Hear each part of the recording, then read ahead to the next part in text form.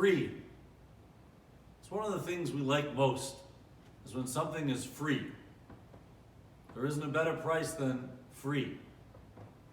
And we find in the Parsha this week that the Jewish people want that which is free. They complain, the misononym. Zacharnu es adaga, we remember the fish, asher nochal b'mitzrayim chinam, that we ate in Egypt free. What does it mean, free? So Rashi, basing himself on the commentary of the Sifrei, says, free of mitzvos. In Egypt, we didn't have to follow the Torah. Here, it's terrible. We have all these mitzvos, the Jews complained, and yes, we get man, but we have to keep the Torah, and that's what they were complaining about. Rabbi Mizrahi has arguably, if not the most important, then one of the most important super commentaries to Rashi. He was a scholar who lived in Constantinople, born in 1455, died in 1525. He actually was not one of the people who came as part of the Gerush Sfard. He was not part of the Jews that were expelled from Spain, but rather he came from Ottoman Greece. He took over the position of Rav Moshe Kapsali. He became Chacham Bashi, that means the Grand Rabbi, the Chief Rabbi of Constantinople. He's a very accomplished mathematician, Talmudist, has important responsa, the Shuas Re'im, but he is most well known for his commentary to Rashi, which he considered to be his most important commentary, and very often people just refer to it as the Mizrahi. And he writes in his commentary that to be free means something else. We know that the Gemara tells us in Yuma and Daf Ayin Hey that the way the mun worked was as follows. It's true you didn't have to go to the store to buy it. It fell from heaven. But if a person was genuinely righteous, then the mun would fall right at the doorstep. A person would open up his door and there was the mun. A person was less righteous, they'd have to walk a little bit in the desert to find mun. If a person was very wicked, they would have to walk very far until they could find their portion. Whereas in Egypt, there was an overabundance of fish in the Nile. In fact, there are descriptions of how it would just come up onto the dry land and be there for the taking. And so the people complained that in Egypt, it was free, it was easy to get to, it was right there. And here in Nebuch, they're working so hard, they're schlepping, they're walking in the desert to get the mun. Isn't this remarkable? Why? Why would these people complain? Didn't they see right in front of their own eyes that if they just did the things that were right, they would have an easier time making a living? That the mun would land right in front of their homes? Why wouldn't the people, instead of complaining, mend their ways? It was such an obvious situation of reward. And they were the people who knew all the laws of the Torah, and they had access to Moshe Rabbeinu, who was the greatest teacher of the Torah. So what was going on over here?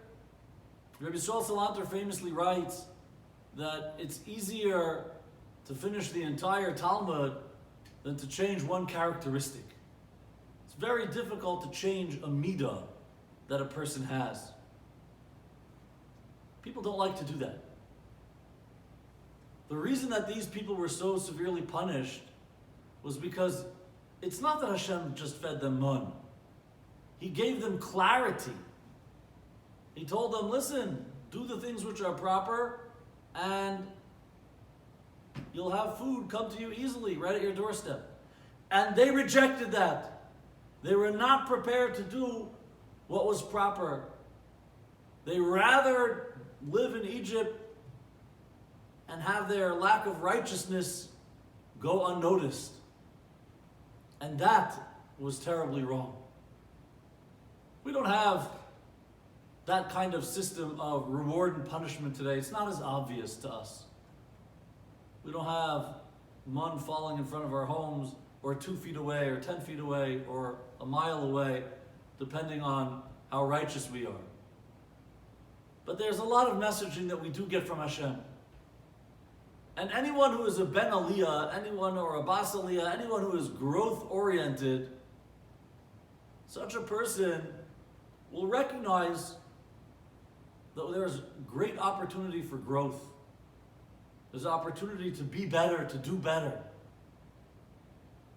There's a very famous Stanford psychologist, Carol Dweck, who's written a tremendous amount about a growth mindset as opposed to a fixed mindset. In fact, after you listen to this drasha, on the website there is a graphic that she prepared which contrasts these two concepts, a growth mindset versus a fixed mindset. I encourage you to take a look at it. There's a lot to be said about a growth mindset versus a fixed mindset. But what's very clear is that someone with a fixed mindset is someone who is defined by seeking approval. Somebody who is afraid of failure and therefore is not capable of taking what some people would call criticism, what some people would call feedback, and what I would suggest, in fact, our own Joe Hirsch has written very eloquently about it, feed forward. Not capable of somehow listening and saying, I can do better. You see it in little children even. They've done tests. Give a puzzle to a very young child, a very easy puzzle. If the puzzle is very easy, then you go to the child and you say, would you like to do the same puzzle again? Or do you want to try a harder puzzle? The kid with the fixed mindset says, I'll do the same puzzle again. The child who has a growth mindset says, no, I'll try something a little bit more difficult. Someone with a growth mindset, and this is what's so winsome about growth mindset, is someone who seeks not approval, but the opportunity to learn, the opportunity to improve, the opportunity to grow. To learn, to grow, to improve, to become a better human being requires effort and deliberate practice. Effort and deliberate practice.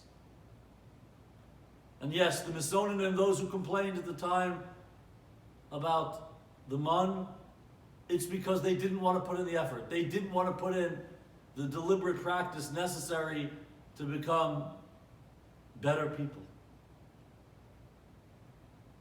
A lot of people have spoken to me about what's it going to look like when the time finally comes that I'm not just speaking to an empty room with a video camera. What's it going to look like when the seats are finally full? What's it going to look like when everybody is here in shul together? Will shul be the same? Will it feel the same? Or will everybody just go back to their old habits? Some people want to go back. But many have come to recognize just how special shul is. And that when we come back to shul, we should treat it with greater love and with greater respect. It should be a place where we only daven and learn. And where everybody davens. Even if a person is not so comfortable singing.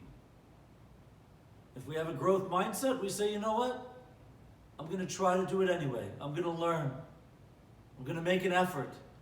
I'm not going to be afraid of failure because it's an opportunity to grow better. I'm not going to talk in shul anymore because it shows disrespect to Hashem, to myself, and it disrupts others. It's not easy. People want to come back to shul and they want to talk to their neighbors. But maybe we have an opportunity to learn from the mistake of the Misonim who didn't have a growth mindset. They were not B'nai Aliyah. And maybe with thought, with conviction, with effort, and with deliberate practice, we can also make sure that when we do come back inside to shul, that shul is a more sanctified, more holy place. Let us hope that we can learn that lesson and therefore not have what to complain about, but what to be grateful about. Good Shabbos.